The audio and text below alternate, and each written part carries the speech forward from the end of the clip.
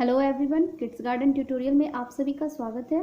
आज हम लोग क्लास 8 की चैप्टर 3 हिस्ट्री की, ठीक है, का चैप्टर 3 इसका हेडिंग है ग्रामीण जीवन एवं समाज। तो आज हम लोग इसके क्वेश्चन आंसर्स देखेंगे, ठीक है। तो बने रहिए वीडियो के साथ। और अगर आपने मेरे चैनल को अब तक सब्सक्राइब नहीं किया है, नए हैं आप मेरे चैनल पे, तो प्लीज़ चैनल को सब्सक्राइब कर लीजिए ताकि आपको ऐसे ही वीडियोस रेगुलर मिलते रहें। बेल आइकन भी प्रेस कर लीजिएगा ताकि आपको नोटिफिकेशन मिलता रहे जब भी वीडियोस अपलोड हो तो, ठीक है। तो चलिए शुरू करते हैं हमारी आज की क्लास। देखिए, सबसे पहले हमारे यहाँ पे फिल इन द ब्लैंक्स है। पहला है, ईस्ट इंडिया कंपनी को बंगाल की दीवानी 12 अगस्त 1765 में मिली, ठीक है। नेक्स्ट है, स्थायी बंदोबस्त व्यवस्था लॉर्ड कॉर्नवालिस ने लागू की। थर्ड है, महालवाड़ी व्यवस्था की रूपरेखा हॉल्ट मैकेंजी ने तैयार की थी। फोर्थ नंबर है कि टॉमस मुनरो ने रैयतवाड़ी व्यवस्था मद्रास एवं बम्बई में लागू की थी, ठीक है। नेक्स्ट है हमारा, नील विद्रोह की शुरुआत बंगाल के नदिया जिले में हुई थी, ठीक है। अब यहाँ से हमारा क्वेश्चन आंसर शुरू होता है, ठीक है ना। तो चलिए देखते हैं हम लोग क्वेश्चन आंसर्स के सॉल्यूशंस। देखिए, सबसे पहले हमारा क्वेश्चन है, रैयतवाड़ी व्यवस्था कहाँ एवं किसके द्वारा लागू की गई थी। तो इसका आंसर हो जाएगा कि रैयतवाड़ी व्यवस्था मद्रास एवं बम्बई के अधिकतर भागों में टॉमस मुनरो के द्वारा लागू की गई थी, ठीक है। सेकंड क्वेश्चन है हमारा, निज खेती व्यवस्था के तहत नील की खेती कैसे होती थी। तो इसका आंसर हो जाएगा, निज खेती व्यवस्था के तहत निज बगान मालिक अपनी जमीन पर नील का उत्पादन करते थे। जमीन कम पड़ने पर वे दूसरे जमींदारों से जमीन भाड़े पर लेकर उसमें नील की खेती मजदूरों के द्वारा करवाते थे, ठीक है। अब हमारा अगला क्वेश्चन है कि बगान मालिक और किसानों के बीच होने वाले अनुबंध में क्या शर्तें रहती थी, ठीक है। तो इसके आंसर्स हैं कि बगान मालिक और किसान के अनुबंध की शर्तें, यहाँ पे आप निम्न है ऐसा भी कर सकते हैं, ठीक है। इसको हम लोग पॉइंट वाइज लिखेंगे।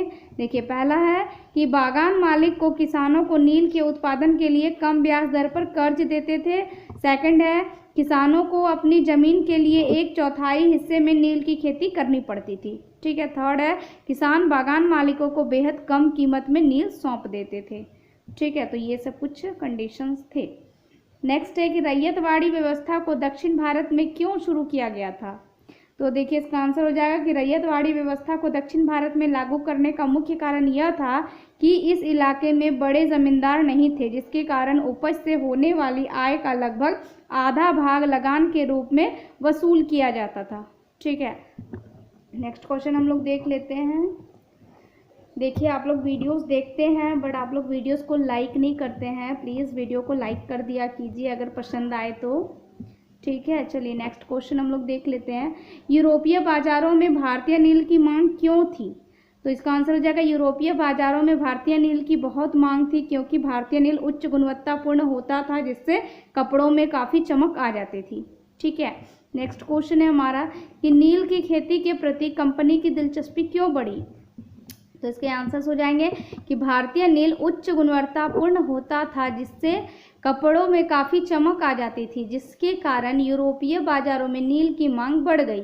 18वीं शताब्दी के शुरू में ब्रिटेन में औद्योगिकरण के शुरू होने के से कपास के मांग में भारी वृद्धि हुई, जिससे कपड़े का उत्पादन बढ़ने लगा, जिससे कपड़ों की रंगाई के लिए भारतीय नील की मांग बढ़ गई।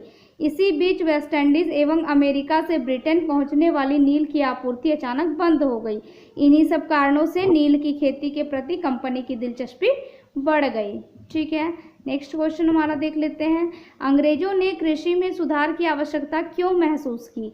तो इसके आंसर्स हो जाएंगे, अंग्रेजों के समय भारतीय अर्थव्यवस्था गहरे संकट में फंस गई थी, इसलिए अंग्रेजों को यह लगने लगा कि कृषि में सुधार की आवश्यकता है ताकि वे अधिक से अधिक लगान और राजस्व प्राप्त कर अपना लाभ में वृद्धि कर सके।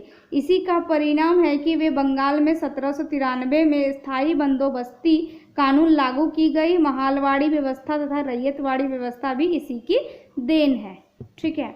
नेक्स्ट क्वेश्चन है हमारा कि रैयतों को नील की खेती से क्या नुकसान पहुंचा था। तो नील की खेती केवल उपजाऊ भूमि पर ही की जा सकती थी, जिस पर पहले से ही काफ़ी आबादी मौजूद थी। ठीक है। नील की जड़ें गहरी होने के कारण वह मिट्टी की उर्वरा शक्ति खींच लेती थी और नील की कटाई के बाद उस भूमि पर धान की खेती सही ढंग से नहीं हो पाती थी। रैयतों को अपनी जमीन के 1/4 हिस्से में नील की खेती करनी पड़ती थी और उसे बहुत कम कीमत पर बागान मालिकों को सौंपना पड़ता था। नील की खेती काफ़ी मेहनत भरी होती थी। ठीक है। अब नेक्स्ट क्वेश्चन है हमारा कि स्थायी बंदोबस्ती के मुख्य प्रावधान क्या थे। तो इसके आंसर्स हो जाएंगे 1793 ईस्वी में स्थायी बंदोबस्ती बंगाल में लागू की गई, जिसे जागीरदारी व्यवस्था भी कहा जाता था। इसके मुख्य प्रावधान निम्न हैं। पहला, इसके अंतर्गत जमींदारों से मालगुजारी के रूप में एक निश्चित आय हमेशा के लिए निर्धारित कर ली जाती थी। दूसरा है, जमींदार लगान का 10/11 भाग सरकारी कोष में जमा करते थे। लगान का 1/11 भाग अपने खर्च, परिश्रम एवं दायित्व के लिए रख लेते थे। नेक्स्ट हो जाएगा कि निश्चित समय पर लगान जमा न होने पर जमीन नीलाम कर देते थे। अंग्रेज इस व्यवस्था के तहत तय और नियमित आय को सुनिश्चित करना चाहते थे। ठीक है, तो ये प्रावधान थे। नेक्स्ट क्वेश्चन है हमारा कि महालवाड़ी व्यवस्था में खेती कैसी होती थी। तो इसका आंसर हो जाएगा कि राजस्व बंदोबस्ती के लिए महालवाड़ी व्यवस्था शुरू की गई। इस व्यवस्था के अंतर्गत भूमि पर पूरे ग्राम समुदाय का अधिकार मान लिया जाता था। इस समुदाय के सदस्य अलग अलग या संयुक्त रूप से लगान की अदायगी कर सकते थे। इस व्यवस्था के तहत राजस्व इकट्ठा करने और उसे कंपनी को जमा करने का जिम्मा जमींदार की जगह गांव के मुखिया को सौंप दिया गया। इस व्यवस्था के तहत गांव का मुखिया महलदार कहलाया।